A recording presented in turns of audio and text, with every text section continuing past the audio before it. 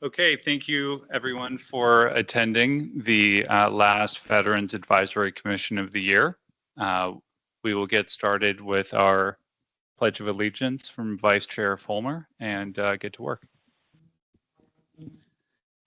So in an effort to recognize all those that have served in the United States military, we recognize our armed forces by the SAFE acknowledgement, which stands for Saluting Armed Forces Every Day. And all those that have served, we ask that you stand for your recognition. Awesome, thank you. And we'll begin with the Pledge of Allegiance. I pledge allegiance to the flag of the United States of America and to the republic for which it stands, one nation, under God, indivisible, with liberty and justice for all. Thank you.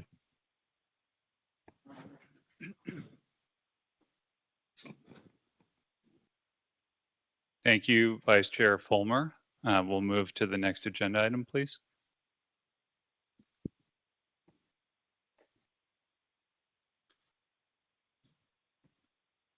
Stephanie, when you're ready, can you please do the roll call? Commissioner Crooks, Present. Commissioner Palmero, Present. No, it's not. Commissioner Jackson Kelly, Present. That's on. Commissioner McFadden, Commissioner Chair Alman, Present. Vice Chair Fulmer, Present. Commissioner Noyola, Present. Commissioner Zato, Present. Commissioner Chavez, Commissioner Gutierrez. Chair, you have a quorum. Great. Thank you. And I believe Commissioner McFadden will be here shortly. So we'll have a full deck. With that, we'll move to the next agenda item, please. Approval of the minutes. Does everyone have a copy of the minutes in their packet? Okay. So if you could all take a moment to review the minutes from last meeting, and then we'll do a motion, maybe, and maybe a second.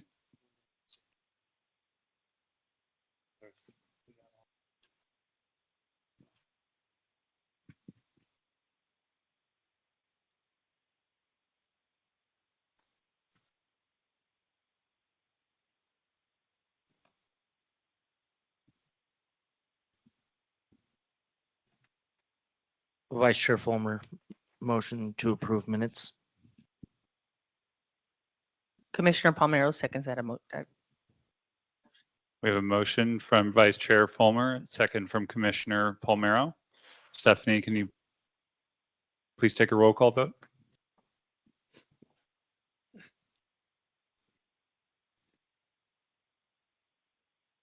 Commissioner Crooks, Except. Commissioner Palmero, Accept. Commissioner McFadden,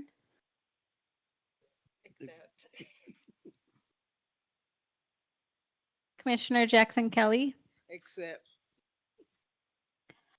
Chair Alman, Accept. Vice Chair Fulmer, Accept. No, that's what Commissioner Zato, Except. Commissioner Noyola, Commissioner Chavez, Commissioner Gutierrez. Except. Minutes approved. Great, thank you. And in keeping with County Council's guidance, we'll open it up for public comment regarding the minutes. Is there anyone here in person that would like to make a public comment regarding agenda item 4? No one in person. Is there anyone online? If you're online, please raise your hand.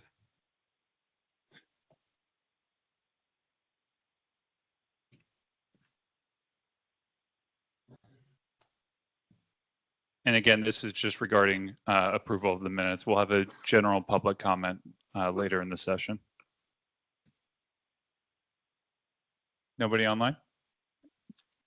Any call-ins? And we don't have any written comments for approval of the minutes. So with that, we'll move forward to the next agenda item, please. Okay. A brief chair report. I begin every meeting by letting everyone know that the notice of meeting for today came out on December 13th at 4:33 p.m. If you didn't receive that, you could join the department's email newsletter by going to mva.lacounty.gov. If you scroll down to the bottom of the website, you'll see in the footer, it says get the latest updates. So you can enter your email and join the department newsletter, which includes our notice of meetings. That also has any of our business items. So if you want to take a look at any of the draft material, you can do so ahead of time. I'm going to talk a little bit about some meetings I've had with the county council, trying to tighten everything up before the end of the year. I just wanted to say thank you to county council. I've spoken to a couple of members there, and we appreciate their guidance. So one of the things that we've done differently since the last meeting is we've updated the public comment form. So I wanted to show everyone real quick what has changed, because we didn't really have a good method of identifying any speakers who wanted to call in, and we didn't really have a good mechanism to capture written comments. So if we can click on the link and hopefully open up, hopefully the IT works, we can open up the public comment form and we can just walk through it real quick. Okay. So it's important to keep in mind that the public comment form is not a requirement. Anyone who attends the meeting in person or online or calls in has a right to provide comment. This is to help the commission in advance budget for time, mostly. So if we scroll down the page, you'll see there's a brief explanation. And then if we scroll a little bit further down, you'll see that, okay, perfect. So you have an opportunity to fill in your name, your email, and then this is what I think is important. So you can select the type of comment you want to provide. Do you want to provide an in-person public comment, virtual, call-in, or written? And what's notable here is if you select call-in, it's going to open up a box for you to put in your phone number. This is to help the secretary identify who you are during the public comment period. And then if you select written, a paragraph box will appear so you can enter in your written comment. This is the first meeting where we've implemented the tool. So you'll see in the commissioner packets, you'll have a report out from everyone who signed up for public comment. Commissioner Crooks, I think we talked about this last time. You sort of preferred having it here so you can look through it. So I don't know if other commissioners want to keep this method moving forward, but this is the first time. So I figured everyone here has a handout for comment. Thank you, Mr. Chairman. Appreciate it. Thank you, Commissioner. With that, we'll move to the next item. I think we'll just wait. Yeah. We do have a change of command coming up at the first regular meeting of next year, which I believe is January 15th. ST5, have you made a decision yet on chair, vice chair? It doesn't need to be made now. I'm just curious. We're in the semifinals. Ah, nice. I like it. So at the point at which SD5 decides he wants to chair and vice chair, please let the secretary know. And the only other thing I wanted to mention, I was speaking with Commissioner Jackson Kelly regarding the latest edition of MVA today. I'm not sure if you're aware, but the county has a pretty good newsletter, the department, I should say, about what the department is doing to serve veterans. I made a mistake when checking the email, and I just wanted to point this out for clarification. If you're on the department newsletter and you receive the email, if you click on the image, you only get to read the first page. You have to click on the link above the image to read the whole edition. So I think we can hopefully ask the department, maybe we could clean that up, because I may have been the only person in the county to make that mistake, but I only thought that the autumn edition was one page. So something to keep in mind. And that's it for the chair report. We will move to public comment regarding the chair report. Is there anyone in person that would like to make a public comment regarding the chair report? No. Is there anyone online that would like to make a public comment regarding the chair report?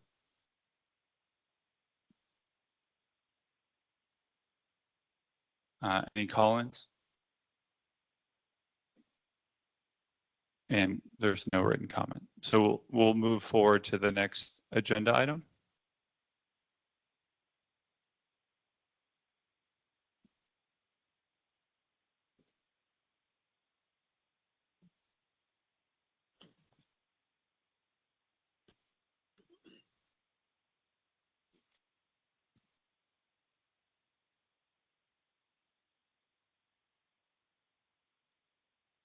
When ready. Great. So I believe it was the last meeting or the meeting prior, there was a discussion of what happened with the previous logo that we voted on, I think back in May. This right here is a copy of that. I had a conversation with county council, I believe in the intellectual property department, and they flagged something that they were concerned about. So essentially the concern was that because the logo included board of supervisors, it could be misconstrued that the board sits on this commission. And we've been asked to make a change, and I want to run it by you all for approval. So on the next slide, we'll have an update. So on the right is a revised logo. We remove Board of Supervisors from the image. We move Veterans Advisory Commission to the top. And at the bottom, it has the year in which the commission was established by the ordinance, 1942. So we can do a couple things. We can discuss. If there is a motion second. Can we vote on the color again? I would love to do that. Oh, sorry. Move to I discuss. take that back. I don't want to get stoned in here. I was with you. We have a motion to discuss from Commissioner Zato. The only, Do we have a second? Vice Chair, seconds. I thought that we had talked about the stars representing the branches. Yeah. Can we still change that back to 6? We could move it back to 6. That was done to fill space. Are we in discussion? We are in discussion. Okay, seeing as though the board is going to be expanded to 9, you want to add one more star to that. Okay, is that? Well, we can change, we can, Either way. so we could have the 6 branches and we can call it the Army National Guard and the Air National Guard, which would make it, I'm just saying. I'm not overly concerned with the meaning of the quantity of stars, but that's my opinion. Okay.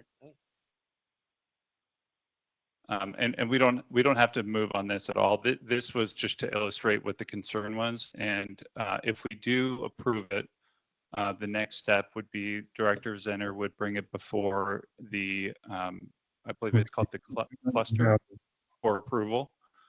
And then at that point, it would be official. So any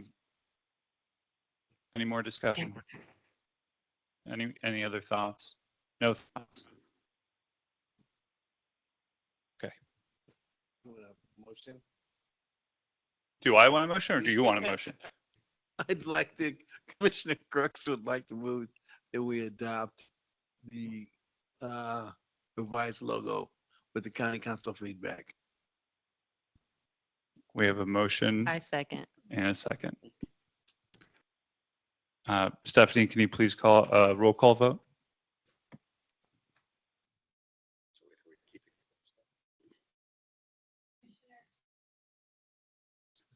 Commissioner Crooks, Approved. Commissioner Palmero, Approve. Commissioner McFadden, Accept. Commissioner Jackson Kelly, Accept. Chair Alman, Aye. Vice Chair Plummer, Accept. Commissioner Zato, Accept. Commissioner Noyola, Accept. Commissioner Chavez, Commissioner Gutierrez. Accept. Okay, the back logo has been approved. Revised and approved. Thank you very much. So I will send this image to Director Zinner and we'll have a discussion with the cluster in January. Moving forward to the next agenda, or I'm sorry, public comment regarding this agenda item. Is there anyone in person that would like to make a public comment regarding the agenda item 5? 6, hold on, 6. Would you like to make a comment?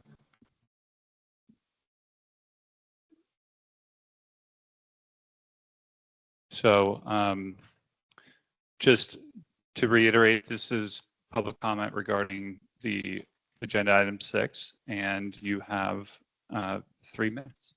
Thank you. It's not going to take that long. My name is Sharonda Estrada, Navy veteran, also did Marine Corps side as well. I do really like the revised version of it. And I do like the way that you actually implemented that it should represent the actual branches of the service, along with the later suggestion that you had, which was the, I think Air Force, you hyphenated 2 services or 2 actual branches. So in the representation of the stars, I really do appreciate that. That means a lot to me as a veteran. So truly appreciate it. Thank you. And just to reiterate, the commissioners are not allowed to respond to public comments. Is there any other in-person comments regarding agenda item 6? Anyone online?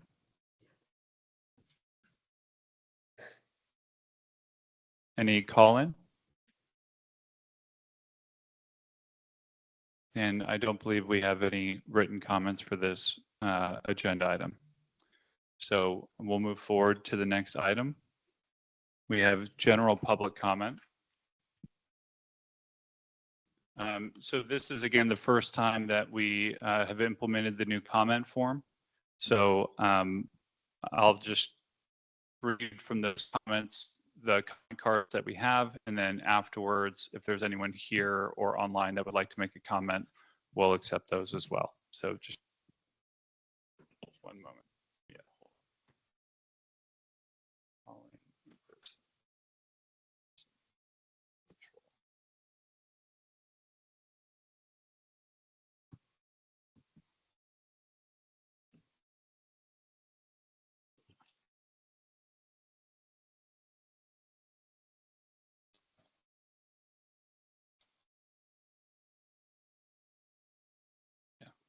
We're doing in person first. Is there a Che Berry here?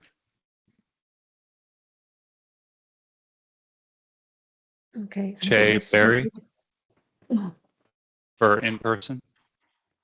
Somehow or another, I switched the view rather than, I think we need to mute the.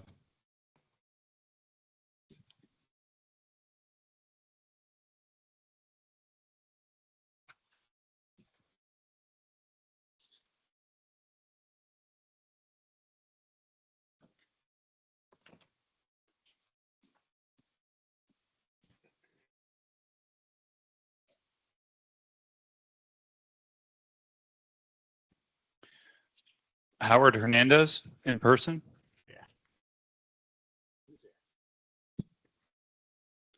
So you have Yes, good 3 afternoon, minutes Eli. when you begin. Yeah, Howard Hernandez. I'm in District 1. For those of you who don't know me, I'm a former member of the Community Veterans or Veterans Community Oversight and Engagement Board from 2018 2019. I'm currently a member of the Community Veterans Engagement Board, and I have been since its inception in 2014. Now, my comment today is regarding a recent article in a Long Beach Press Telegram titled Let the VA be the VA. The article refers to the current litigation involving the, I apologize, I'm extremely hearing impaired. I may speak a little loud, but at least you'll hear what I'm saying. But anyways, the article refers to the current litigation involving 388 acres identified as the West Los Angeles Veterans Community. It's a well-published article.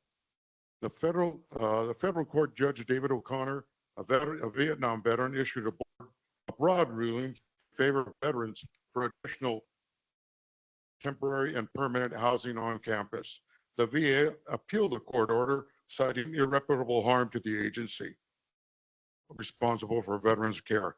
The Ninth Circuit has temporarily blocked the implementation of the district court's order while the agency stays to hear the motion. The article proposes a novel but very viable alternative to continued planned development of the West Los Angeles veterans community. The West Los Angeles VA sits on the property with the unique history. The land was gifted to the federal government by a private donor in 1887 with the explicit terms to be used for the National Home for Disabled Volunteer Soldiers in perpetuity.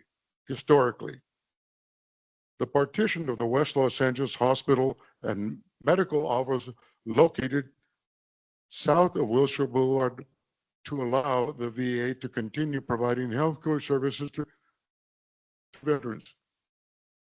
The property north of Wilshire Boulevard, the underused section of campus, needs a public-private champion with resources to develop the Pacific Branch National Veterans Home, which was the original name.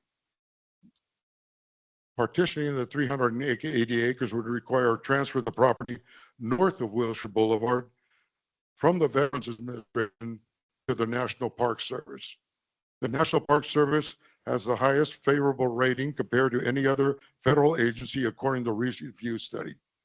The National Park Service has already proven itself a capable steward of fostering community with the Presidio in San Francisco.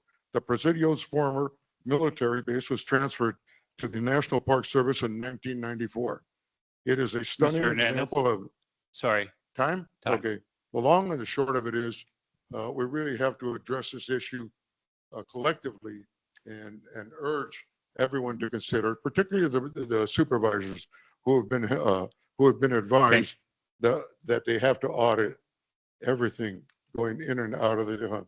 I have a copy of the article if anyone would like to see it. If you have not, I can leave it with the chairperson or this gentleman here on the right. Thank you.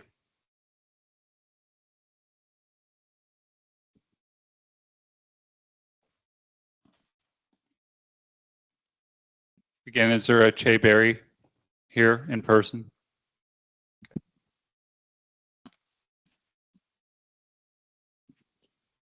Mark Wellish.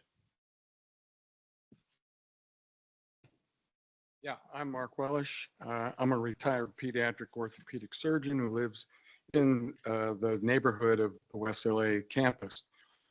I went to UCLA Med School and I did my orthopedic residency all at the West LA VA. I'm a vet. I was a general medical officer for a battalion of the 82nd Airborne Division.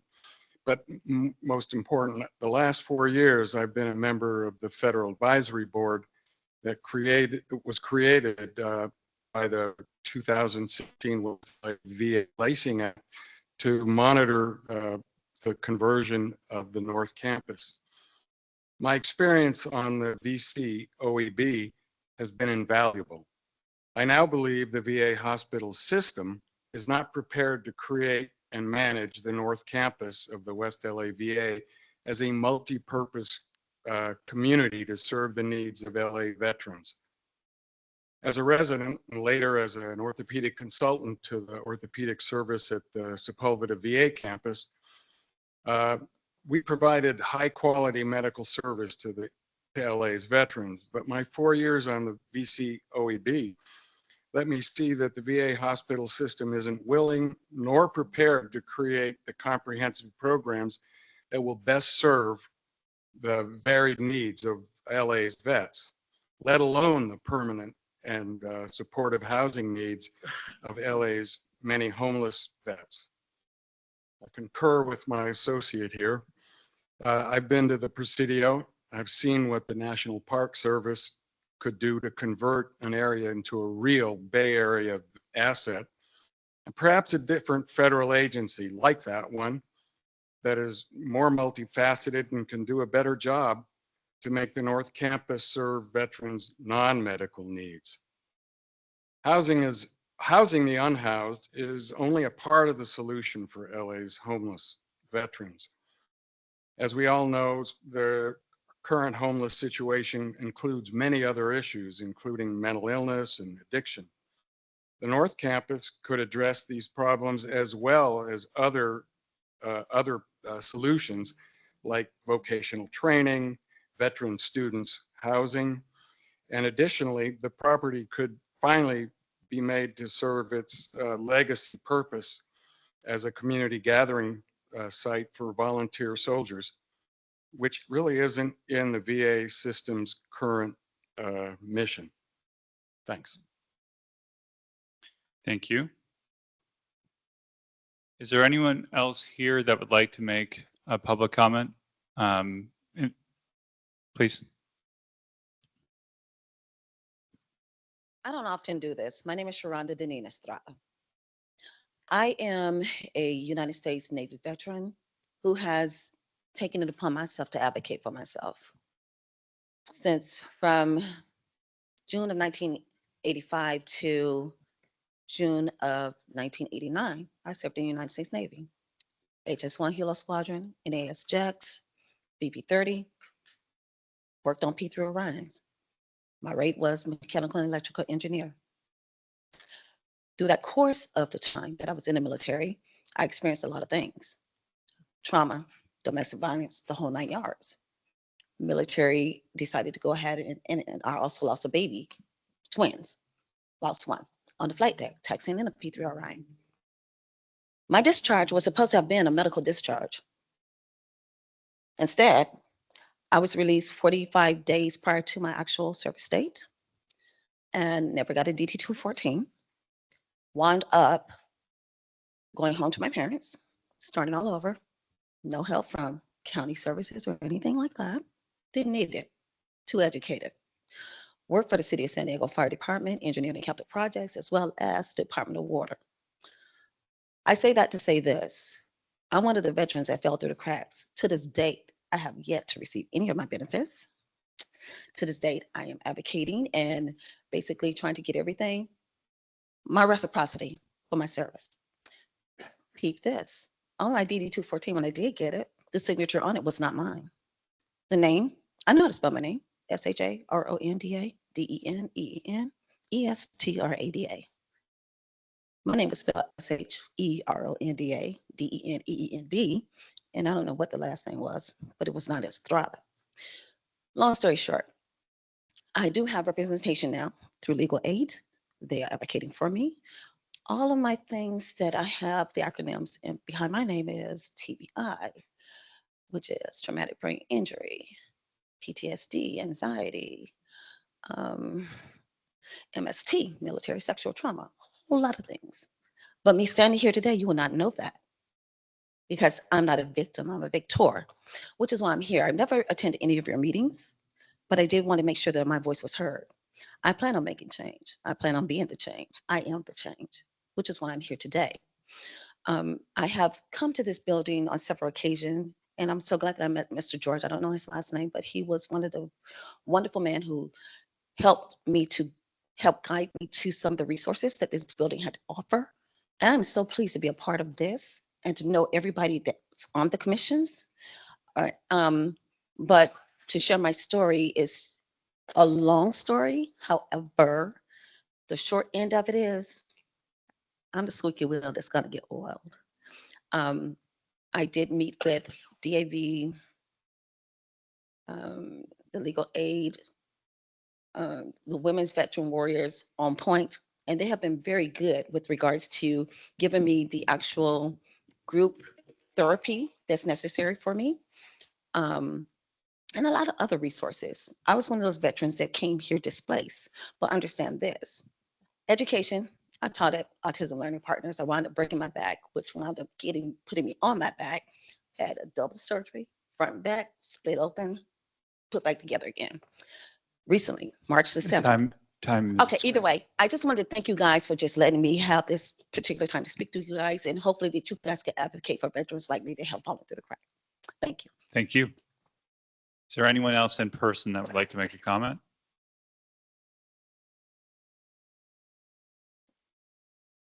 Could state your name for the record, then we'll start the time. Justin Garza. Good afternoon, commissioners. Thank you for the opportunity to speak with you today and for your dedication to the veterans of Los Angeles County. My name is Justin Garza, and I have the privilege of serving as the executive director of the Warrior Heritage Foundation. I've heard wonderful things about the work of this commission, and I'm grateful to introduce myself and begin building a collaborative relationship with you. I'm a former Navy SEAL with 12 years of service, where I specialized as a Special Operations Combat Medic, 18 Delta, and concluded my time at Naval Special Warfare Advanced Training Command as a lead hand-to-hand combat and operational risk management instructor. I hold a Bachelor of Science in Organizational Leadership, and following my military service, earned an MFA in Narrative Directing from UCLA, where my thesis focused on veteran suicide. As a director, I've led impactful marketing campaigns for nonprofits, national party conventions, and US presidents. The Warrior Heritage Foundation was born out of years of conversations with Director Zenner at a local Starbucks. Rooted in our shared love for the veteran community and a vision to address the gaps that traditional systems often overlook, at its core, the Warrior Heritage Foundation believes veterans are not problems to solve, they are leaders to develop. For too long, society has viewed veterans through the wrong lens, focusing on what they've endured rather than what they can achieve. Veterans possess unmatched resilience, discipline, and adaptability, qualities that have the power to transform entire communities. The Warrior Heritage Foundation exists to shift that narrative by investing in prevention and empowerment. Central to this vision is Bob Hope Patriotic Hall, a building rich in history but spilling over with untapped potential. The Warrior Heritage Foundation and MVA are working to transform it into the epicenter of veteran advancement in Los Angeles County, a hub for transition programs, education, and leadership development that will reshape the future of our community. I'm here today to introduce myself, share our vision, invite your collaboration, and let you know my door is always open. Your insight and partnership is going to be vital to making this vision a reality. Together, the Warrior Heritage Foundation and MVA can build a future that truly honors the service and sacrifice of Los Angeles County veterans by empowering them to lead. And when veterans are empowered, they don't just succeed, they lift entire communities with them. Thank you for your time and commitment to the Los Angeles County veteran community. I look forward to our future collaboration. Thank you. Thank you. If there are no more in-person comments, we'll move to virtual. So as of right now, I think we have we have 2 virtuals. Is there anyone online? Joshua? Anyone online with their hand raised?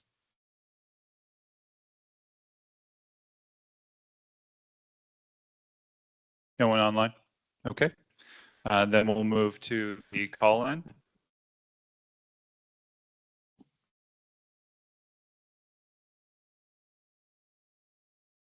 Is there anyone who called in that would like to make a comment I believe we have one registered.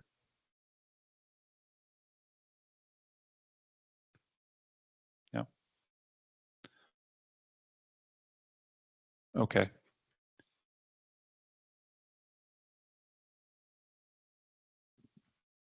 If you are calling in and you would like to make a comment, could you please drop a note in the chat box? Because unfortunately, the new system didn't leave your first and last name, so I don't have a method to call you by other than your phone number, and I don't want to make that public. So is there anyone who called in that would like to make a comment?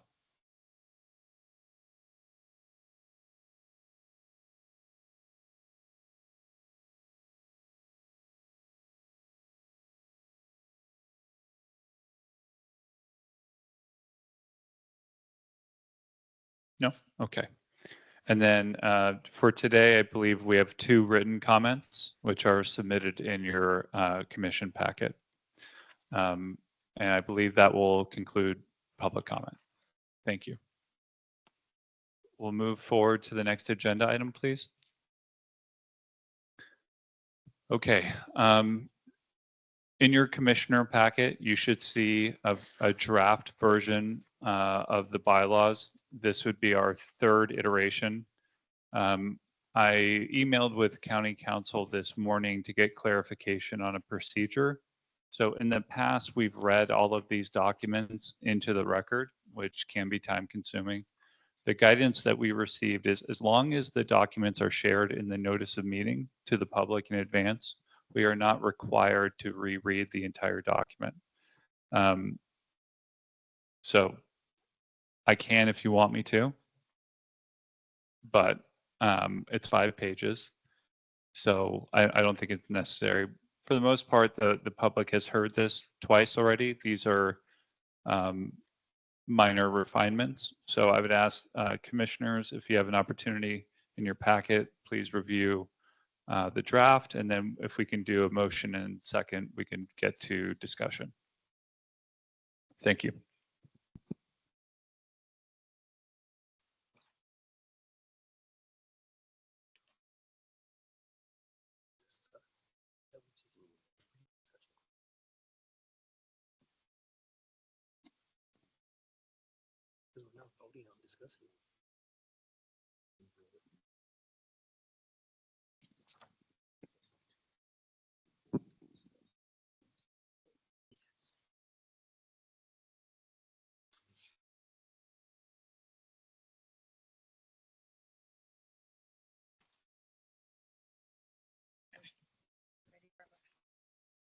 Yes. I'd like to motion to accept the draft version, version 3 of the back bylaws. To accept or discuss? To accept. Accept. Yes. We have a motion to accept. Commissioner Crooks, second that motion. We have a second to accept the bylaws as written. Is that correct? Yes. Okay, so there was no discussion? There's still discussion. Oh, no. Okay, thank you, parliamentarian. Sorry. Any discussion? Commissioner Noyola, please. Yes, please. I know that the motion was made to accept it as written. I would propose a counter motion that the agenda or the draft be accepted with a change in Article 6, item B, and that the last 3 words be stricken from there. It says last 2 words, in attendance, be stricken from that.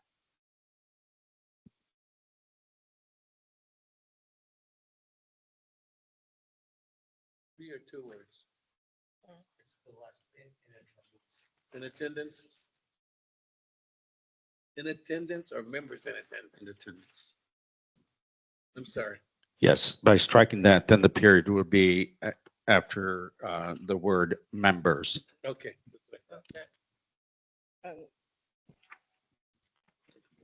Commissioner Jackson Kelly? Yes, I just have a question. Sure. I want to know, why did we change from meeting the second Wednesday opposed to the third Wednesday? That revision was made, it didn't say that currently. You say we should meet each month, and it says that, the third Wednesday. Right. So I believe that change was made in the first iteration of the bylaws because there was a scheduling conflict with the building at that time. That's when we moved from the second to the third So, Wednesday of every month. But so which was convenient for us that Can we use the- attended the collaborative, we use the microphone. which was convenient for us who wanted to attend the collaborative. We leave the collaborative and be here for our commissioner meeting. So I don't. Huh? You want to change it back to the second? Second, the third Yes. Wednesdays. Yes. I have no problem. I'll be, Well, we have an open discussion Yeah, item. open So can we discuss that first and then we'll come back to the timing? Okay. Okay. So Commissioner Noyola, can you please repeat your suggestion? Could you please, repeat it? So my request is that Article 6, item B, the last two words, "in attendance," be stricken, so the period would be right after members.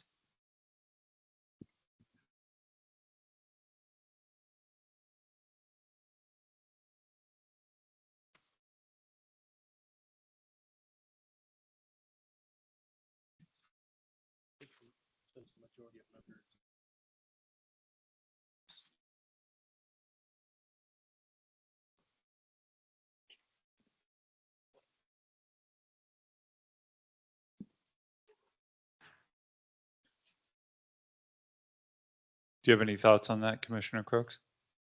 No. Do you have any thoughts, Commissioner McFadden? We go back and forth on this. I know. Yeah, that's what I Every really single was time looking for. I don't think I ever got conclusion Yeah. on whether or not it needed to be quorum is who's present or the appointed Number. number of individuals who are present. So this has been a topic of much conversation. I've gone back with county council. Vice chair knows, the secretary knows. The way that it is stated as written is the guidance of county council. I'm sorry, what? Okay. But I will be the first to admit that I'm not expert when it comes to quorum. And so, from my point of view, I don't know as much as Commissioner Noyola when it comes to the Brown Act or Robert's rules. However, the difficulty is that we've been giving guidance by county council that this this is the county standard. So, we can vote on it as is. We can do an amendment per Commissioner Noyola's recommendation. I just don't know how to move forward on this one. Commissioner, did you make a motion to change it, or is it just a recommendation? So theirs was first and second, and so I countered that Okay, thank you. with the recommendation to delete those two words. So you have to, his last motion has to be voted on first.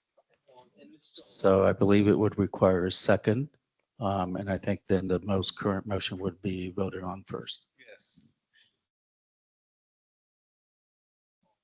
Do we have a second for his motion? I'm waiting. I'll second it, so we can go move on. We have a I'll second for his motion. from Commissioner Crooks. And now we're discussing the modified. This is going to get complicated. Vice Chair Fulmer, discussion regarding the modified. I can attest to the back and forth with county council and how this has been handled and assure you that the voices have been heard, the Commissioner Noyola's voice has been heard. And we are fortunate as a commission established in 1942 to still be present with quorum of members in attendance. However, what has been expressed beyond my knowledge is that there are instances that have happened in the past where if a commission fails to have members in attendance, no quorum can be reached, and they essentially find themselves in a bit of underutilized territory because the commissioners aren't present to make any actual forward movement on the commission.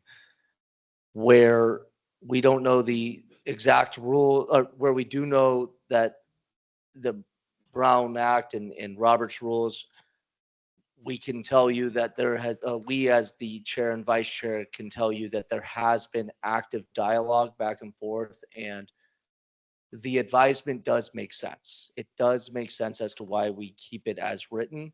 And it would solely be for the purpose that we weren't so fortunate that our entire commission shows up to an actual meeting.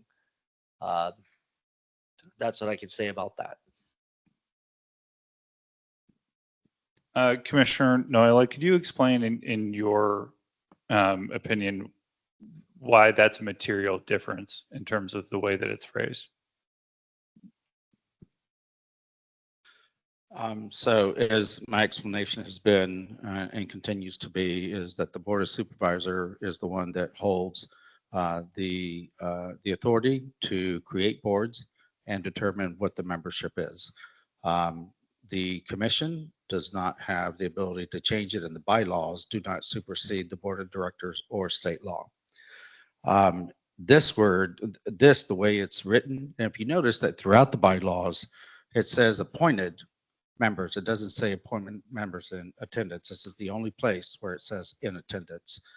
And the reason that's important is because if the board, as the Board of Supervisors, or if the commission as the Board of Supervisors determine is 10 and only 7 show up, then the question becomes, yes, you met quorum, but then simple majority is being interpreted as anything less than 10. So you dilute the intent of the Board of Supervisors of 10 members, which means that quorum and minimum must always remain 6. And the only time that changes, and this is by a case that occurred in the state courts, is that if one of the members has a conflict and has to recuse themselves, then that's the only time that you change the minimum requirements. That's been my interpretation, and it's been what I'm accustomed to. Clearly, this is the county, and county council, advised differently. Certainly, that's county council's prerogative. I'm just aware that in every other public agency that it's not like that. So I'm just asking that those 2 words be stricken, because then it actually flows throughout the whole document. That is appointed, and it doesn't dilute it in any way, shape, or form.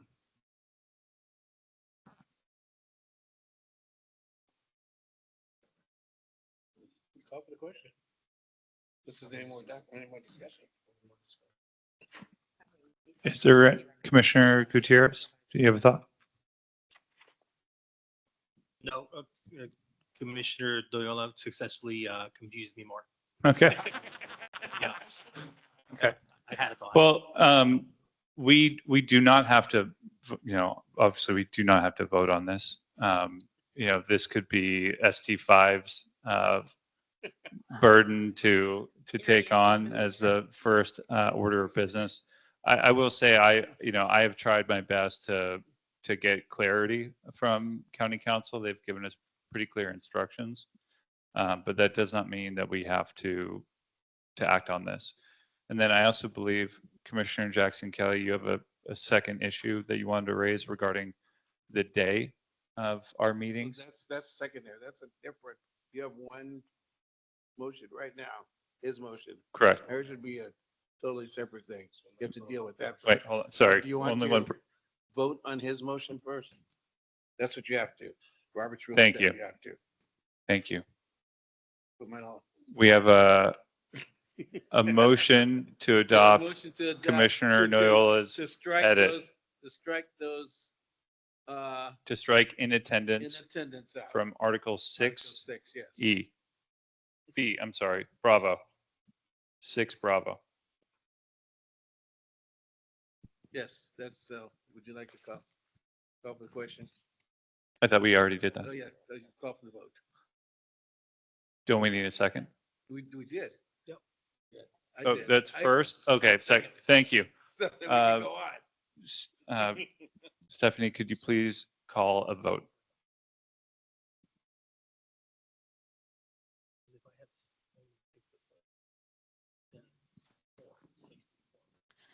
Commissioner Crooks, Accept the changes. Commissioner Palmero, Accept with changes. Commissioner McFadden, Not accept.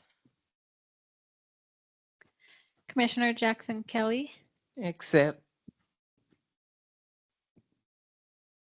Chair Alman, Abstain?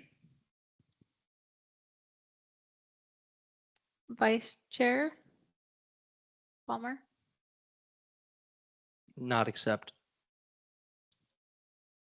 Commissioner Zato, Accept. Commissioner Noyola, Accept.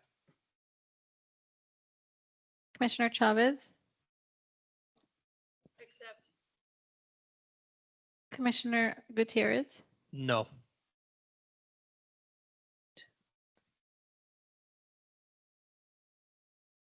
there's 6 votes, 6 yeses. So, I believe. So I do believe that change is accepted. Yes. Okay. So just for the record keeping, I have 6 accept, 3 do not, and 1 abstention. Okay. So now we have another issue. Please, Jackson Kelly, Commissioner Jackson Kelly, what would you like to put on the table? I would like to make a motion that we return our meeting to the original second Wednesday of the month. Vice Chair Palmer seconds the motion.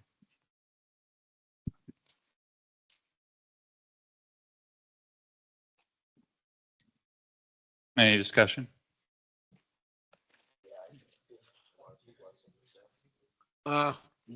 Commissioner Crooks. Honestly, when I first got on this commission, I questioned why you were on the third Wednesday of the month which was the same meeting as the Calvet board. As a result of you having changed this and then explained why to me, the Calvet board has changed its meeting to the second Tuesday of the month. So it's our fault. So you are, no, I'm just saying, and because of the JVAC meeting and everything else, so to make everything consistent. So I'm just saying, please decide what you want to do. Yes, ma'am. For clarity, did you say the second, they changed it to the second Tuesday? The second Wednesday. Oh, Second say- Wednesday. Yes. Commissioner Palmero? Thank you. I am concerned because I want to look at holistically all of the resources, right? The building, the staff, the parking. So when we have Los Angeles Veterans Collaborative that second Tuesday, and it's second Wednesday. So you have it the second Wednesday, and so that it requires a lot of energy and it requires a lot of resources, and like the biggest problem with the building, having things here in the building is the parking.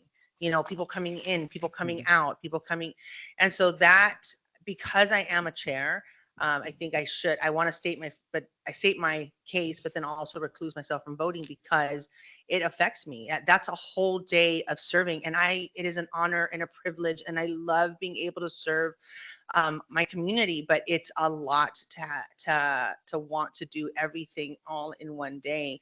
And I have to really think about our staff. We have amazing staff here for the building. And then also just, I keep picturing somebody like going at it over a parking spot, one day because somebody's leaving and somebody's getting here and they're fighting over a parking spot. So those are the things that I am taking into consideration when looking at the dates that we have changed this meeting to. Thank you. I really am neutral on either way. I would say though, having something here on the same day might allow for greater in-person attendance because it makes it more accessible for people to be able to come to the meetings. And so it's a continuity of services of things that are discussed that allows them to come here and bring forth that information or just to hear how their voices are being vocalized and being and the services are being rendered to them in another facet. So I do think that is a benefit to having it on the same day in the same space. But I do acknowledge that accommodating parking and things of that nature, even with the reserve parking, that may be a little more arduous in that process, but there may be some benefits to doing it on the same day, but I'm either way.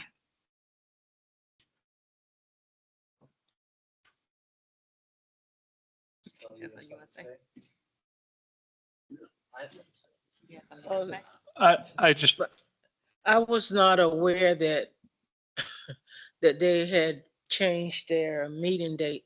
So I guess that creates another issue and I can withdraw my motion. Okay, the motion is withdrawn. Are there any other discussion points regarding the bylaws? Right. Any other items regarding? Now, just Commissioner Crooks, because you're my Jiminy Cricket guide here on what to do.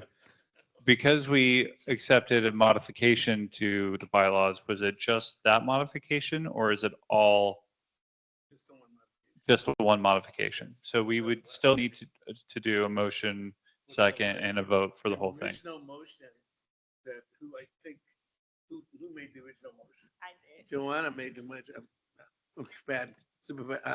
Commissioner McFadden made the motion to accept the whole thing. So you still have to vote on Okay. that. Correct? So we would need a second on, That was already seconded. It was seconded, and then once it was seconded, there was a counter motion. okay. Kind of motion. So And the that was. counter motion, So now we can Now you can ask, vote on the very first Okay. motion. Taking is everything everyone comfortable doing that? Does anyone have any other items they want to discuss? else. We already did that one. we already. I- voted. I did want to ask on that second Wednesday, would that be at the same time as it currently is being held? It's withdrawn. Oh, should we withdraw it? I'm sorry. So this, Okay, we're thank still you. gonna be on the I think- third Wednesday, right? Do you want to? Just for clarification, we are going to still be meeting on the third Wednesday at 1:30 I just won't bother Pacific coming. time. Thank you. Okay, so is there any other discussion regarding the bylaws because we're running a little bit behind now? Fifth district, anything? Fourth district, Was it anything? working fine before? Third district, anything? Second district, anything to discuss regarding the bylaws? No, we voted on them. No, we haven't No. voted. The modification. The modifications, but not your original motion, except It all was- of it.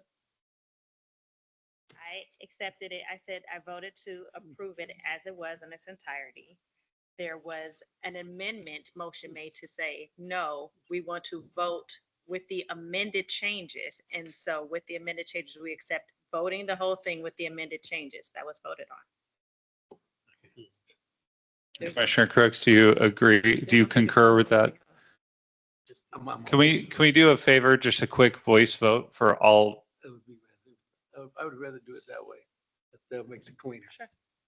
That would make it cleaner. All in favor of the modified bylaws? Say aye. Aye. Any nays? Any abstentions? Okay. Are we good? Okay. We'll move on to the next agenda item, please.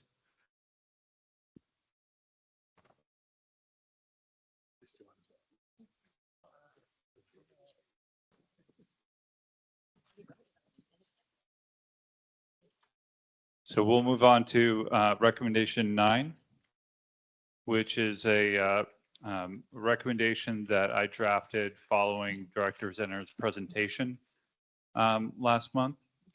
Oh, I'm sorry. We have to do public comment on the draft bylaws. Is there anyone in person that would like to make a comment regarding the bylaws discussion you've heard today? Is there anyone online that would like to make a comment regarding the bylaws discussion?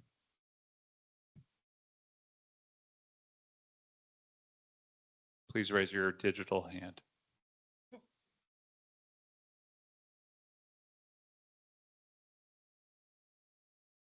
Okay, is there anyone who is called in that would like to make a comment?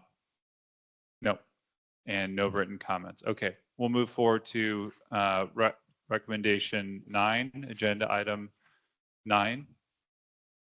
So this is a recommendation based off of the briefing that we heard from the department, from Director Zenner at the last meeting.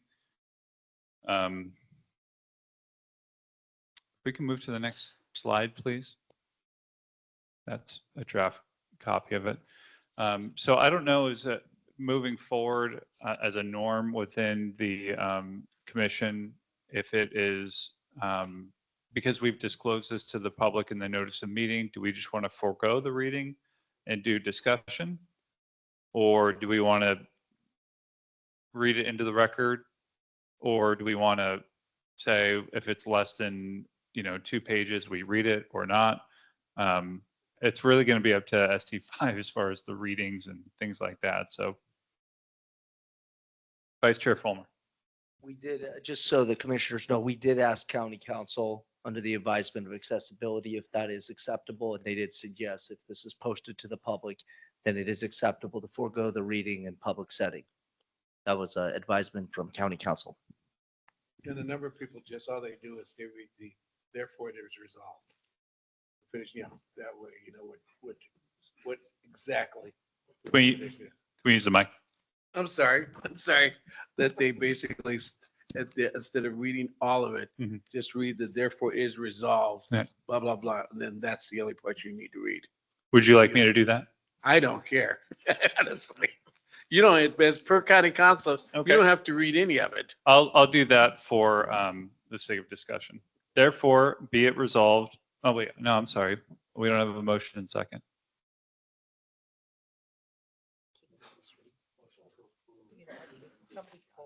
Motion to approve. I don't have a motion yet on the table.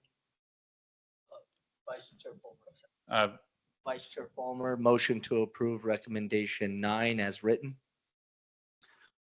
I second that motion. Commissioner Noella seconds. Discussion. Commissioner McFadden.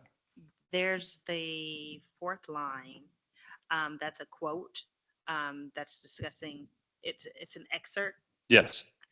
that in and of it's independent. If someone were to read this independently, it doesn't give context to what this line particularly means. Okay. So I would recommend that that line be removed out of there. Measure A will keep veterans like him housed and help thousands more off the street. Okay.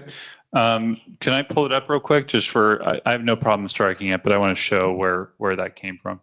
Yeah, and you have the reference here. I just think if someone is reading this independently without context, Okay. it may not be as clear and impactful as the way that it's written. So I would remove it.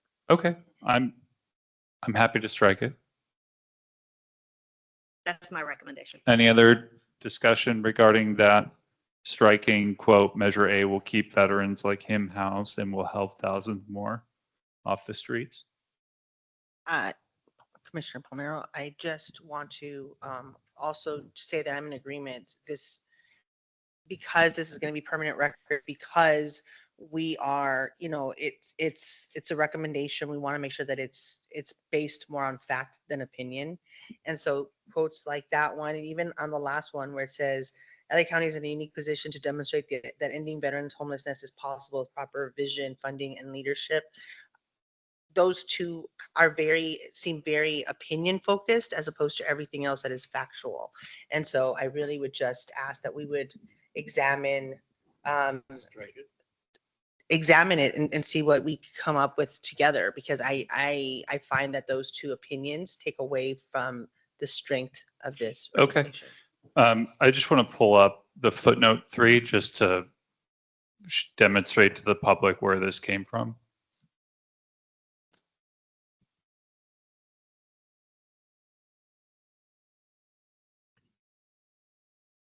Hopefully the hyperlink works.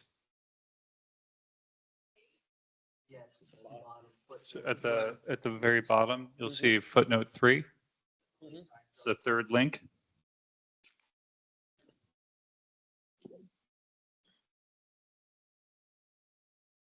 This one's from LA Times. Okay, so if we scroll down a little bit,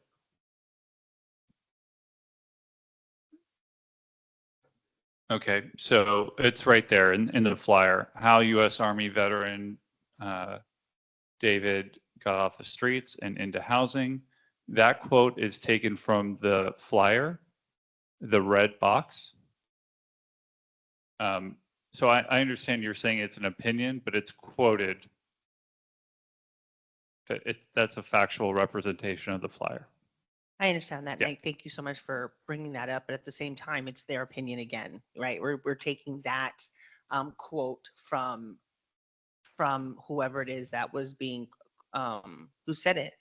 And I think that because we have a higher calling, right? We're commissioners. Yeah. We need to be careful, I think, when we are representing ourselves. I have no problem striking it. I just want to represent that wasn't my opinion. That's yeah. As discussed in last commission meeting as well, the purpose of recommendation 9 was to illustrate the advancement of, at the time, Measure A, now Measure H, that came out or on the other way, sorry. That is now Measure A, that came kind of on the shoulders of the veteran entity, and we were seeing a lot of this, and this is coupled with the fact that the recipients of that funding came so late in the game. Part of this recommendation number 9 is to illustrate the impact that the veteran community had on the funding, in hopes that it could potentially be prioritized as kind of a disbursement of funds to the county that uses these so effectively. That was why recommendation 9 was essentially drafted. It was due to the, I would say, distaste of how DMVA, or how long and delayed the funding came to this county department.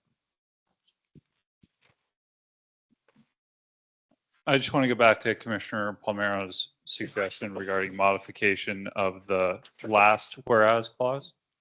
So I have no objection to striking the quote identified in the 4th whereas clause.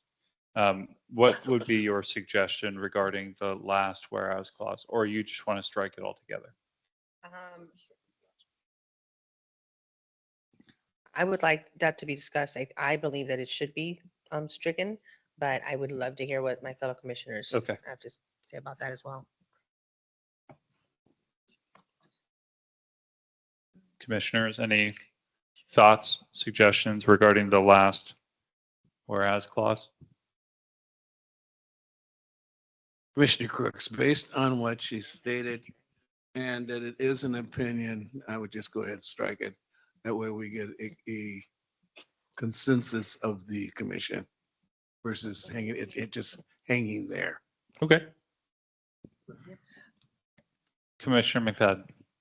Perhaps it could say that last statement that Los Angeles County is in a unique position to demonstrate ending veterans homelessness is possible. What's it again? I'm sorry. We're just taking out that and it's with proper vision, funding and leadership. We're just stating that they're in a unique position to demonstrate that ending veterans homelessness is possible. Or in a unique position to support ending veteran homelessness. Which is what all of this is saying, that they're in a position to support ending veterans Can I homelessness. ask a question? Why wouldn't we want to qualify it with proper vision, funding, and leadership? Maybe take out proper, but with funding and leadership, there is leadership here. There is some funding. So I think those qualifiers are gonna be objective on, depending on who reads it. Okay.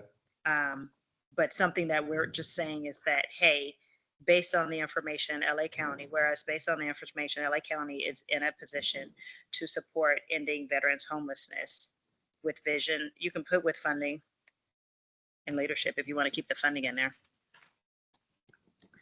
I just think that the way that Commissioner McFadden described it before, just taking out that last part, Okay. because it's cleaner. It's very clean.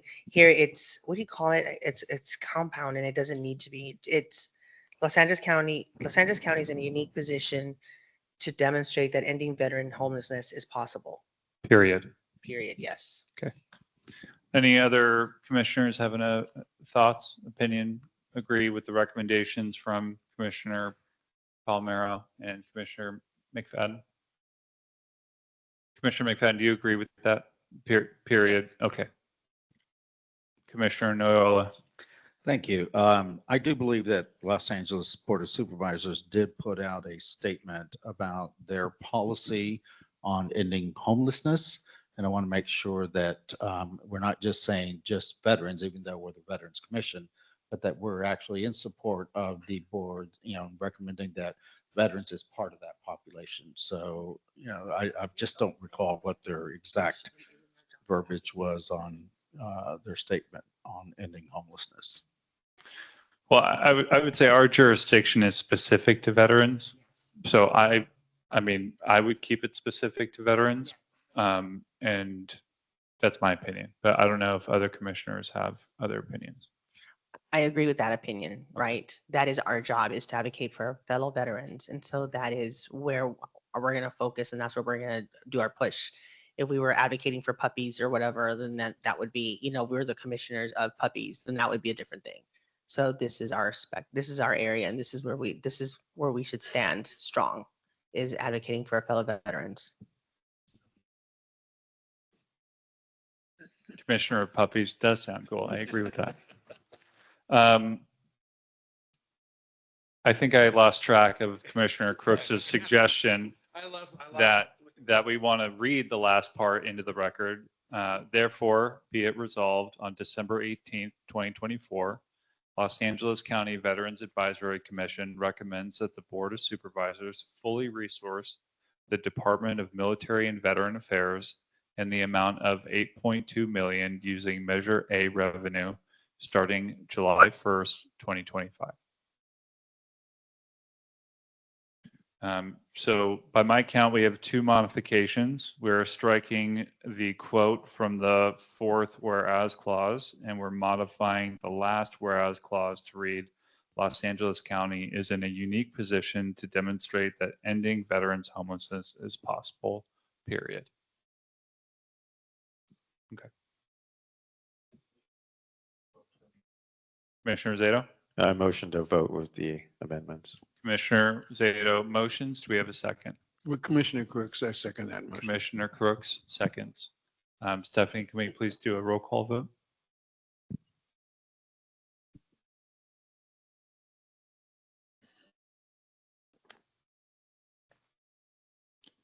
Commissioner Crooks, Accept. Commissioner Palmero, Approve. Commissioner McFadden, Accept. Commissioner Jackson Kelly, Accept. Chair Alman, Aye. Vice Chair Palmer, Approve. Accept. Commissioner Noyola, Commissioner Chavez, Commissioner Gutierrez. Aye. Okay. The Recommendation recommendation, yes. is accepted as modified. I was really hoping we would be able to sign something in actual ink one time, but I will send out a DocuSign for everyone to sign the modifications. Moving on to public comment regarding agenda item 9. Is there anyone in person that would like to comment? Please. Would you like to provide a public comment regarding recommendation 9? Correct. Would you mind using the microphone? So you'll have 3 minutes. My name is Patricia Buskill. I'm a veteran U.S. Army. I have a perspective on homelessness, veteran homelessness. And I've been chronically homeless since I was raped in the Army when I was 19 and expeditiously discharged with a medical discharge without the medical exam that would launch my benefits the day after I ended my time in service. And so the rape was never acknowledged, treated, and adjudicated. And I didn't know how disabled I was. I'm 64 now, and once again, I'm losing my housing.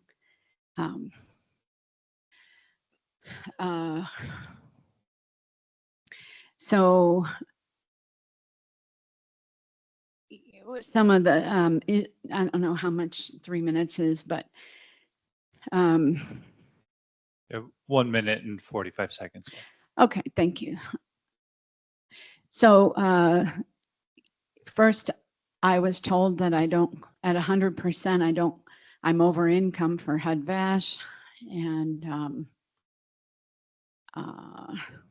then I eventually got an affordable housing program apartment. And I think it's really important that the commissioners and the Veterans Affairs really understand government affairs where it has to do with elderly and disabled who are on a fixed income. I lost my affordable housing program apartment in Irvine due to density bonus law. Leaves the middle income bracket empty.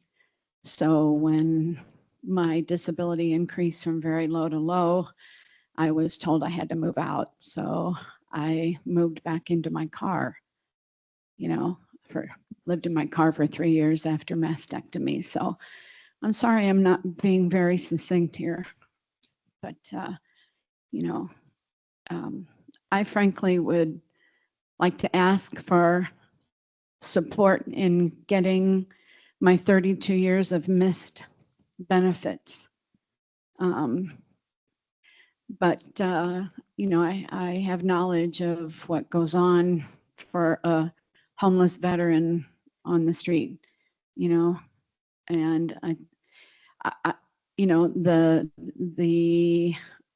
the requirements, are antiquated sometimes, and for like HUD-VASH, because it makes no sense if 100% is over income for HUD-VASH, but yet there's a huge gap between that qualification and the cost of a 1-bedroom apartment. So, and I think a lot of people who are homeowners, forget to check in on the going rate of rent. And if the going rate of rent is $2,000 a month, then your income has to be 2.5 to 3 times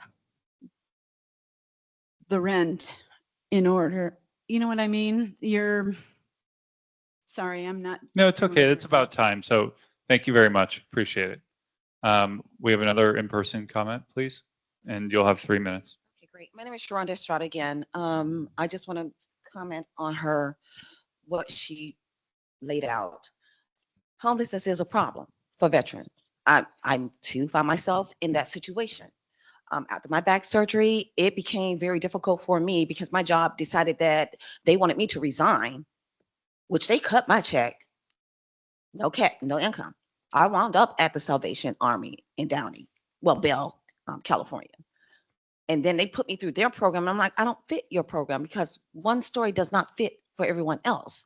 So then they put me in a veterans program, which got me into a 3-bedroom house that I had to share with 3 other veterans, which helped and caused problems at the same time because you're put in positions with people that don't meet the same measures that you meet with regards to your homeless situation, your mental situation, and your social ability to adapt and adjust. I don't know what it's like to sleep up under a newspaper. I don't know what it's like to sleep up in a sewer. I don't know what it's like to do any of that because I have not ever encountered that. I went from a house to a home to an apartment. And then after surgery, to the housing with the VA subsidized program with the Salvation Army, which was convoluted. It was convoluted. What I did gain for that was all of the resources that were available to me, which is how I got legal aid to actually assist me with my upgrade on my discharge. I also from there became advantageous of advocating for myself because I came from Hawaii to here. Over there, I actually worked in the office with Congresswoman Tulsi Gabbard, constituent representative, worked at RCM, taught children with autism. My platform is I'm in my master's going for BCBA, Board Certified Behavior Analyst. There's nothing wrong with my mental, even though I have issues with mental from military situations that happened to me while I was in the military. I too experienced everything she experienced, plus some. I say that to say this. One size does not fit all when it comes to the process protocol that's required for people who have become homeless. I'm really at arms with a lot of the processing, the paperwork, the stuff that you're asked, the things that you have to go through to prove that this, that, and the other has occurred to you. And you got to come with documents in order for you to receive this benefit. Come on now. If you're homeless, where are you going to keep those documents? If you have been from one area or one arena to a more extreme arena, how are you going to keep tabs on everything that you have? Me personally, I'm that chick. I will cross the T's, dot the I's. But I say that to say this. One size does not fit all. Oftentimes, you find yourself trying to create a dynamic that will better assist all, when in actuality, you're harming the majority that really need it, and the ones who want it or have it are neglecting it. Okay, thank you. Appreciate it. Any other online comments? Any other hand raises, digital hand raises? Any call-in comments? And we have no written comments. Okay, we'll move to the next agenda item, please. Mr. Director, the floor is yours. Thank you. Yeah, thank you. I'll keep it real brief. I just wanted to talk about the partnership with the Warrior Heritage Foundation. I know that's new to a lot of everybody on the commission. The contract was signed about mid-October after the board approved a contract with Warrior Heritage Foundation for them to oversee the operation of the building. That's just one aspect.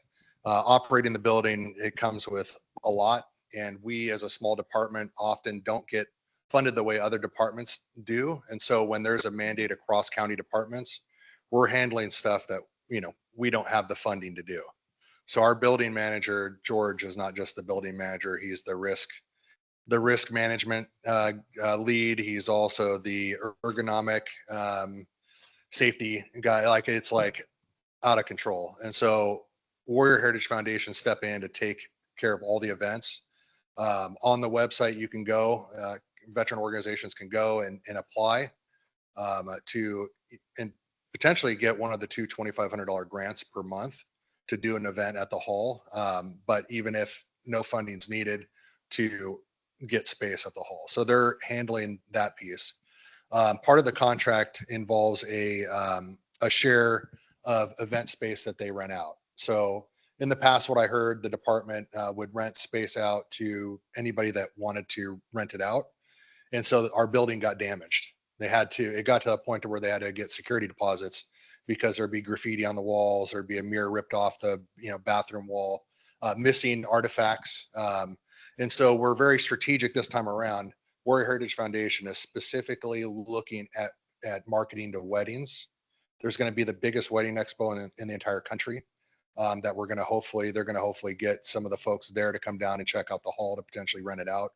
Also corporate, so like Adidas commercials, things like that. So we're not just renting it out to just anybody. We're being really select to make sure that our building doesn't get torn apart. That revenue is going to go into building out programs that the department does not have financial ability to do so. We're really strategically partnering around a motion that Supervisor Barger authored about a year and a half ago to take a look at hiring practices in the county, and then also developing a skill bridge program. So really looking at transition programs. That's not something that, there's no Measure A for transitioning veteran funding. There's no AB 109 for veteran transition. There's no pots of money that I can see out there to really kind of pursue that. So revenue that is brought in by the foundation around events, private donations from the community. We're also working through DHR to get charitable contributions so that Warrior Heritage Foundation is an option for all 115 county employees, 15,000 county employees to give, $50 a paycheck, $100 a paycheck. Kind of like when we were in the military, we can set up allotments. It allows allotments, any county department employee to give to the Warrior Heritage Foundation. So in order to advance the work that the board is putting on the department, we entered into this agreement and we're excited about the partnership to really tackle transition for veterans. Since I took this position, I'm committed to putting myself out of business when it comes to things like homelessness, suicide, justice involved veterans. And so that this is what was in my realm of control to do to get to that point. This is just an introduction. I think I did email every commissioner.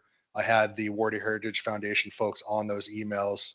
I might have went to your MBA, but I really encourage you guys to set up a time, meet with Warrior Heritage Foundation, give feedback. As a county department head, I'm about the people. So if there's something that doesn't feel right, let me know.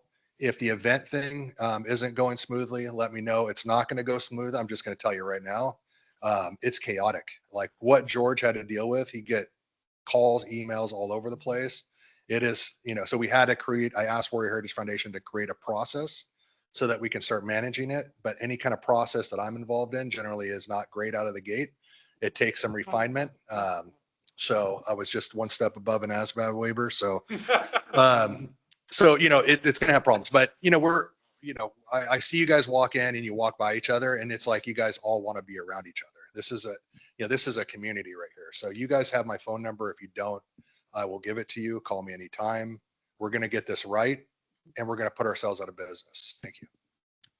May I ask Commissioner McFadden? Yes. So does this partnership eliminate or extend or broaden what I thought the previous relationship was with using the space, that it was only for veteran events and veteran organizations that could utilize it if they were, that those were not charged and not being asked to provide any compensation? Is that still the case? Yeah. So for veteran serving organizations, if it's to serve the public, then yes, it's free.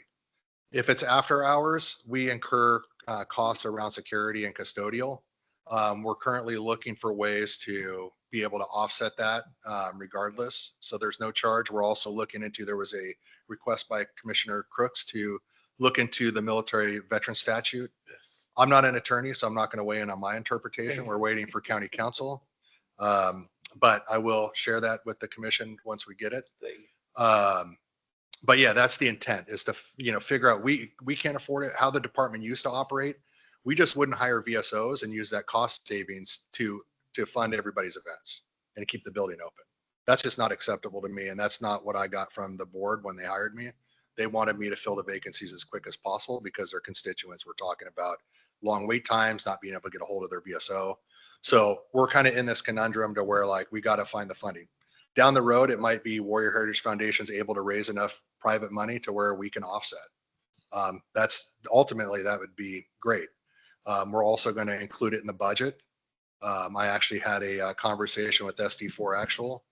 She's interested about finding funding to not have to charge nonprofits rent in the building, which unfortunately that's something that we had to pursue because of the cost, and we weren't going to let VSOs not get hired. So there's efforts to figure that piece out. Right now, however, if there's events that want to go on Friday night, Saturday, Sunday, that's difficult, and it's going to be case by case, but we're working on it.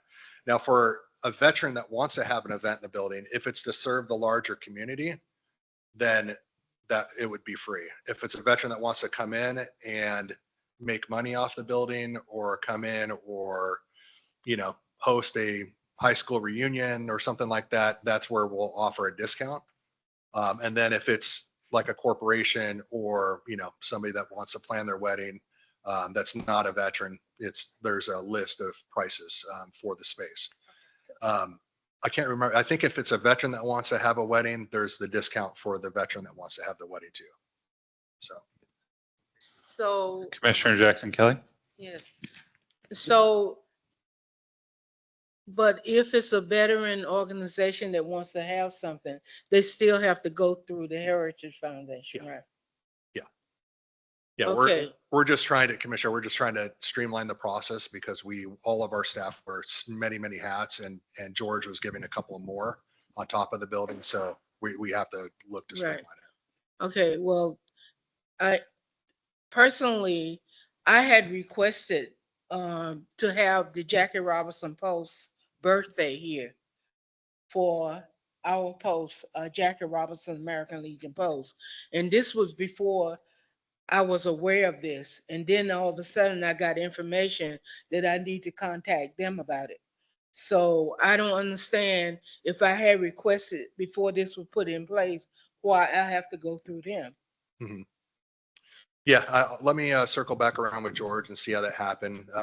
Like any change, there's going to be bumps, but I'd be happy to get on a call, have George get on a call with you and Warrior Heritage Foundation to work through that. But that's a clear example of a veteran organization that should be using the space. And it's just, we're trying to streamline it because I'm trying to take a little bit off my staff, quite honestly. Any other topics for the director's report? I know we sort of focused on that. Do you have anything else?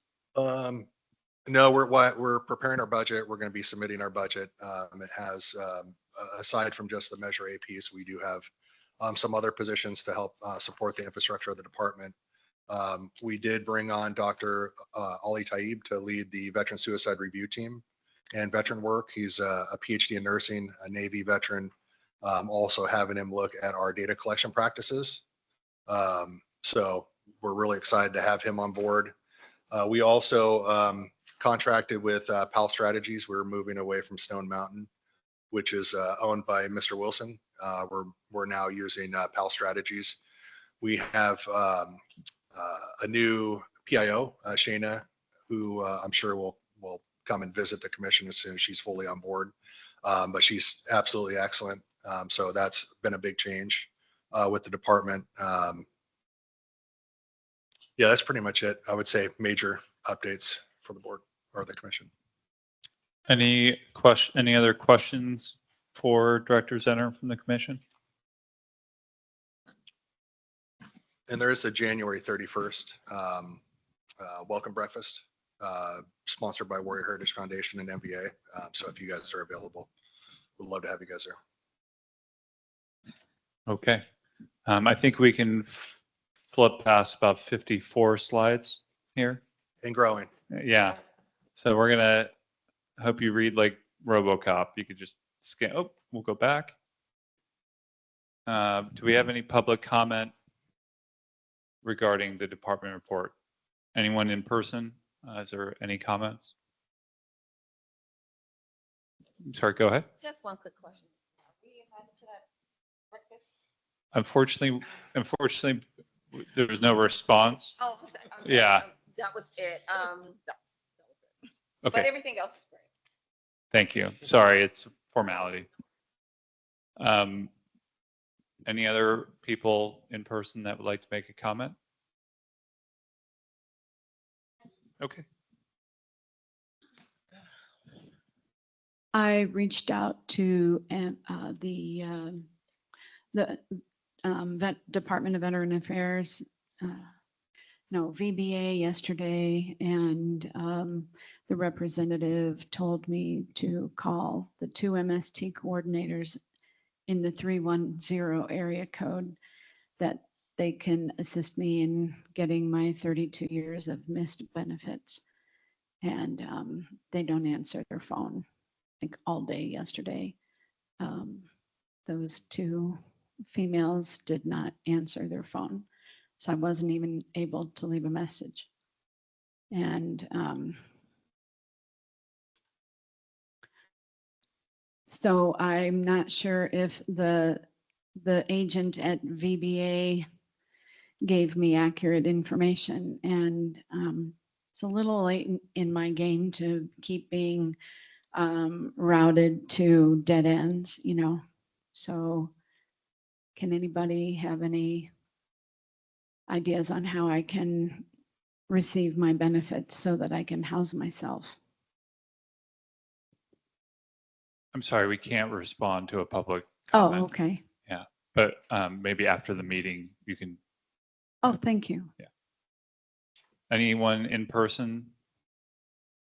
Anyone online that would like to make a public comment? Anyone calling in that would like to make a public comment? Please use. And we have no call-ins and no written comments for the department report. We'll move forward to the next agenda item, please.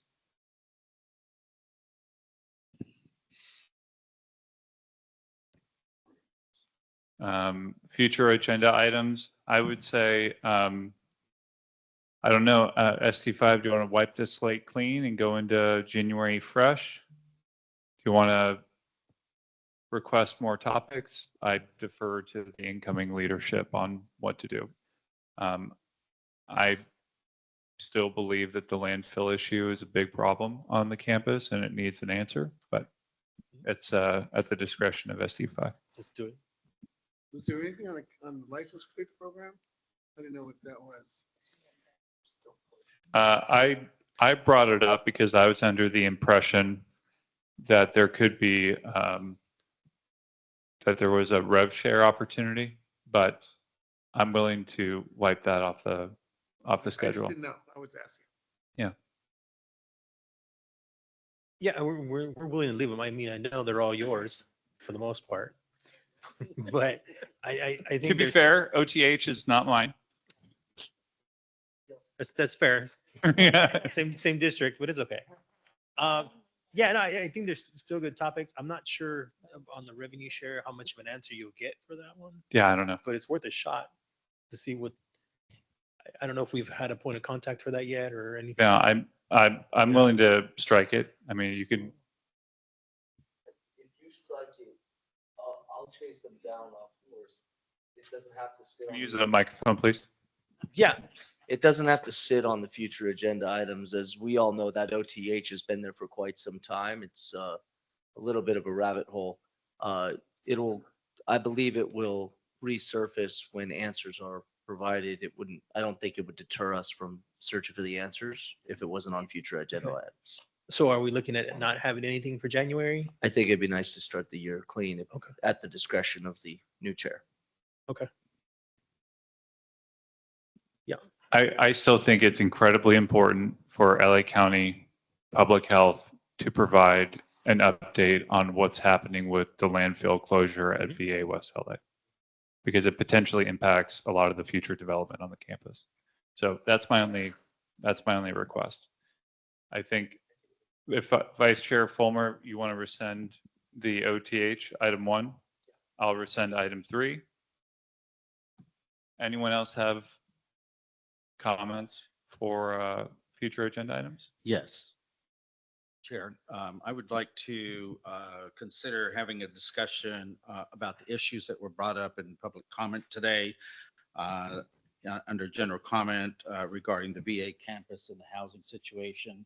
I think it would be to our benefit to really understand those issues there and how we as a commission may be able to assist or involve ourselves to ensure that we have additional resources for housing of veterans.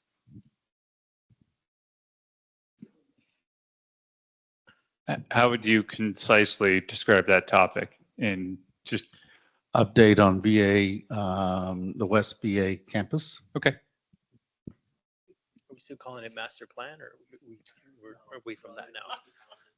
Just housing. From whom specifically? There's a lot of different parties involved. To be determined. Okay. I'll let SD4 work that out with SD5. Any other topics? No? Hearing none from. Well, hi, Commissioner Palmero. So there is a huge survey being launched for veteran women specifically. It's the 700 woman survey, and it's asking questions to compare the experiences of veteran women when it comes to moral injury, because it does affect moral injury. It does affect our ability to get housed, our ability to keep a job, to get a job, our ability to be promoted, right? And so I did not know if that would be, if I know that I have to request permission or authorization or consult with SD5. But I just think it's really beneficial because veteran women are overlooked, veteran women are ignored, veteran women our service is not always validated. And I just thought it would be really great to have someone come and present on that so that we can continue to educate ourselves on what's going on, but also have a face to the name and to the story of why this survey is so important and how we all as veteran women can be validated, and we can all, and our veteran brothers can support us in being validated by hearing our voices and our experiences in the survey.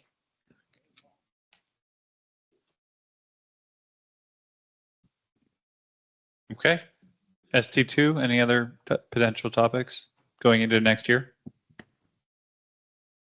No, nothing. I just wanted to point out that on the last meeting, that Commissioner McFadden and I were absent.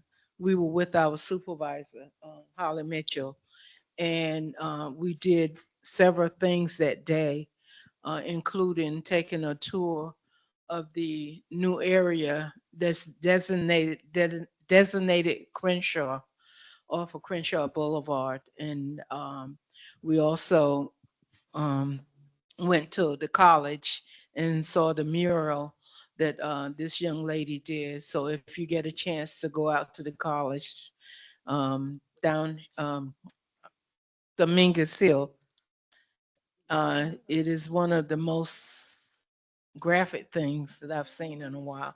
So did you want to put that on the agenda? We're still on the agenda items. Did you want to add that to 2025? We can get a mural briefing. We've done it before. We've had 2 or 3 of them. And Logos too. I just also want to make sure that you know that the 688 movie is going to be playing on Netflix on December the 20th. Please do not miss it. It is very, very moving. And we were fortunate that we went to the premiere. Commissioner Palmer and I, and we were given several perks with that. And I tried to get it for Patriotic Hall, but it did not happen yet, but I will keep trying because I'm sure a lot of people don't have Netflix. Okay, so just any other agenda items? Are we good? Okay, so we'll move forward to public comment on agenda items, and then we'll get to the commissioner announcements. Is there anyone in the audience that would like to make a public comment regarding future agenda items? I Okay, just wanted to commend Commissioner Romero on your suggestion. I'm 10 toes down, chest up, chin up with you on that one. thank you. Any other in-person comments? Okay, anyone online?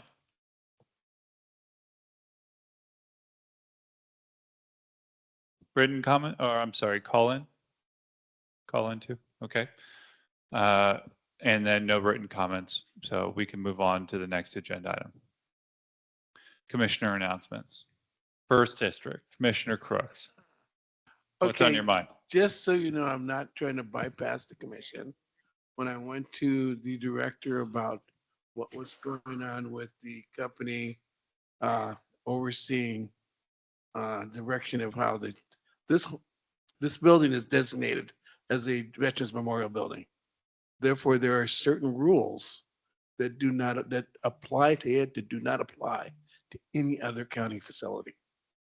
And you only find those rules in the Military and Veterans Code. So if you really want to know what applies here, look it up.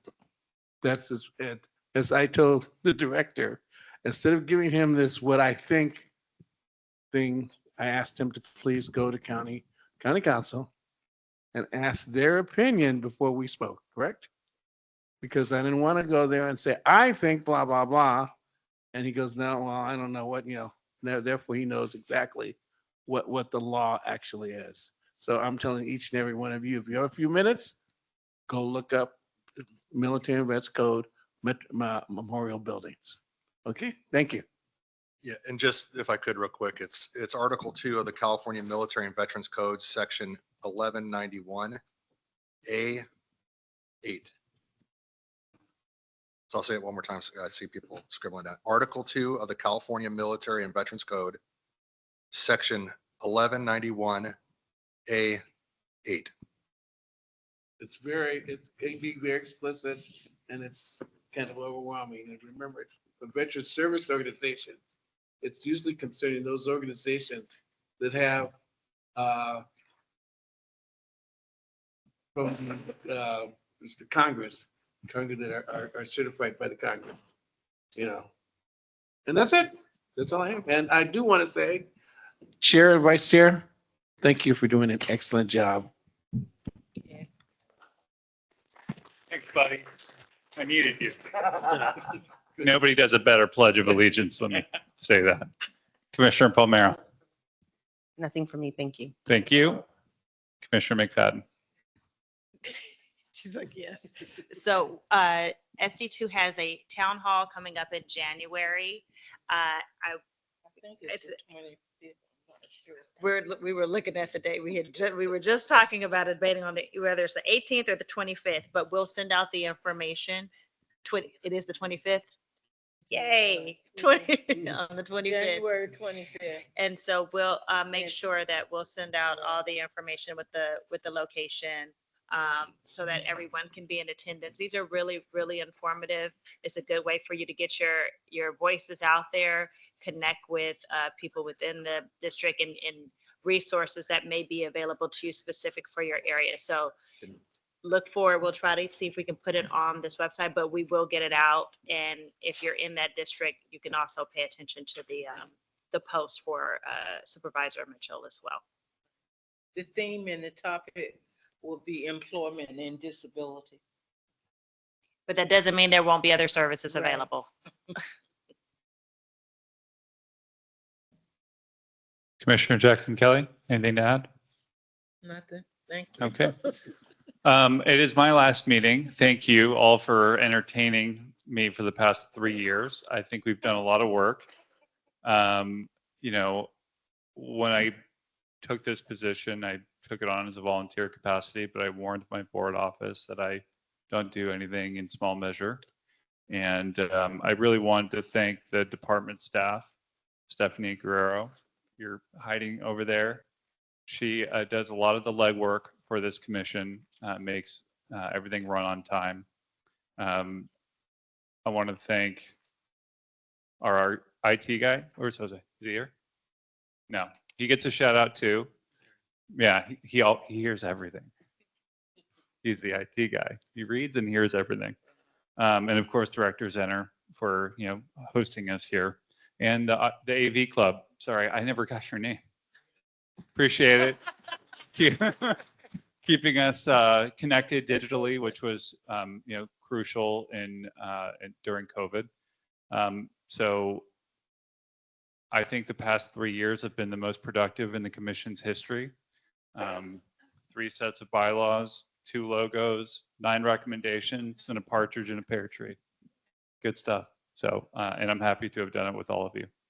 The only warning I want to provide, for the future of the commissions, I'm very concerned about the future of VA West LA. I think there are serious planning hurdles ahead, in particular regarding building 408 and 409.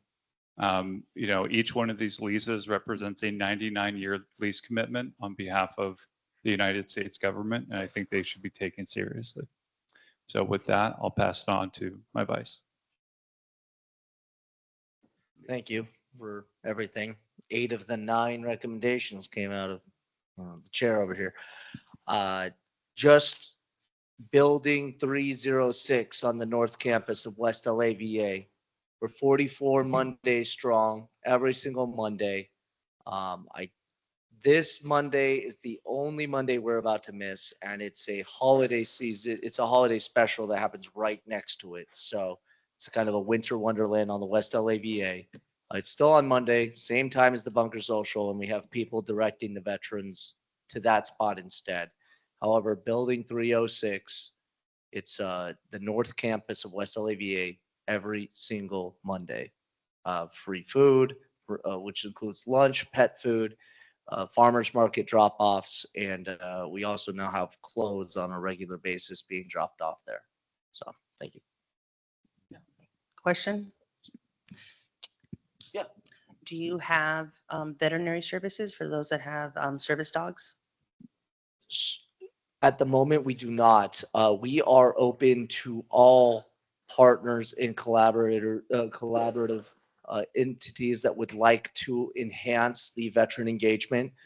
This is the power of consistency, and in the very near future, we just did a walkthrough through Building 306, and I know it was no small effort from Director Zenner to help kind of push this one through. If you go back through the logs of the commissioner report, you'll see when this was first brought up as a topic, and we're excited to announce that late January, it appears that will be the first peer drop-in center at the West LA VA. So we're talking an opportunity, not just Mondays when we're talking about pet services, but if there are partners that want to collaborate their time and energy, we encourage and implore you to either reach out to the commission or visit Mondays at West LA VA to begin that official handshake in supporting the veteran community on a consistent basis. Thank you, Commissioner. Commissioner Zato. Nothing for me. Just want to thank the chair and the vice for their leadership this year and look forward to working with the new vice and chair. Thank you. Commissioner Noyola. Thank you, Chair. Chair Alderman, Vice Chair Fulmer, thank you so much for your service this year, for your leadership, and your vision and your direction. I do want to call just a little shout out to Chair Alderman. Thank you for your mentorship, and thank you for making me walk all that distance when we went on that field trip. I am still sore, but great, both of you. Thank you for your leadership. Anytime you want to do it again.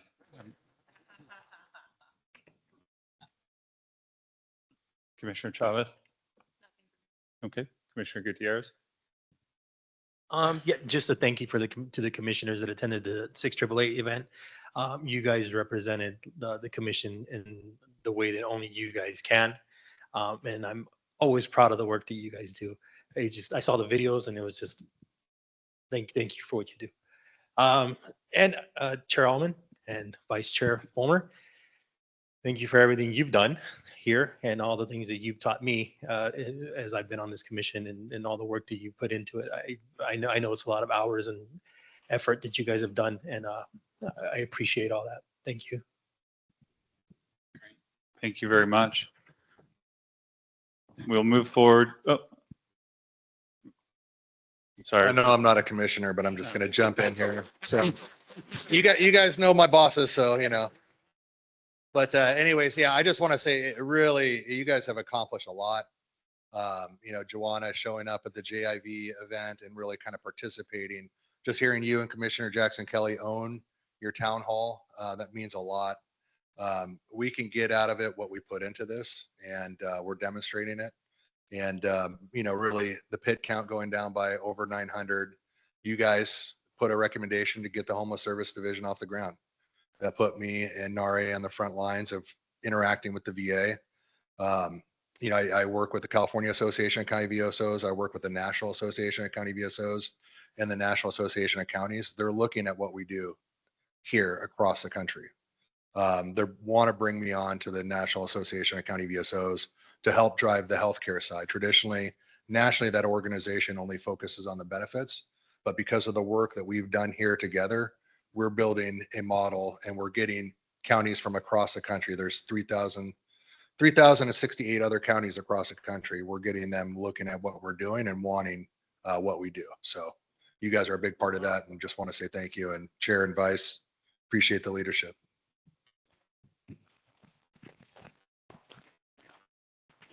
Okay, so we'll move forward to public comment regarding the commissioner announcements. Is there anyone in person that would like to provide a comment? Seeing that. I just want to say I am so pleased to be a part of this. First time, I truly enjoyed it. I know it's you guys' last time for running it, but I am truly, truly appreciative of what I got out of it and how you guys are really trying to implement better services and better services to veterans. Truly appreciate that. Keep up good luck. Thank you. Anyone else in person?